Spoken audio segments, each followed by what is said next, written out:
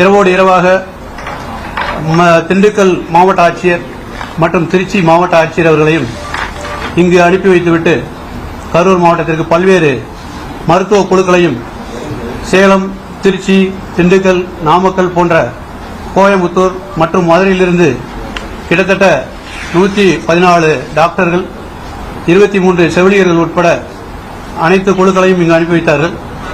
அதேபோல் தடயவியல் வல்லுநர்கள் பிற மாவட்டங்களிலிருந்து 16 பேரும், நமது மாவட்டத்தில் உள்ள 4 பேரும் இதற்கான பணிகளை செய்து வந்தார்கள்.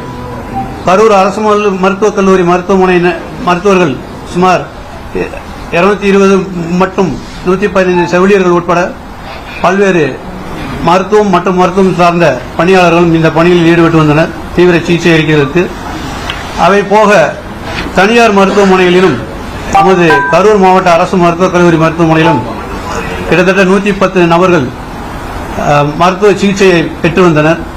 இந்த நிலையில் இறந்தவர்களுக்கு மாண்புமிகு தமிழ்நாடு முதலமைச்சர் அவர்கள் ரூபாய் 10 லட்சமும், சிகிச்சையில் உள்ளவர்களுக்கு ரூபாய் 1 லட்சமும் அளித்து நிவாரண நிதியாக அறிவிப்பு செய்துள்ளார்கள்.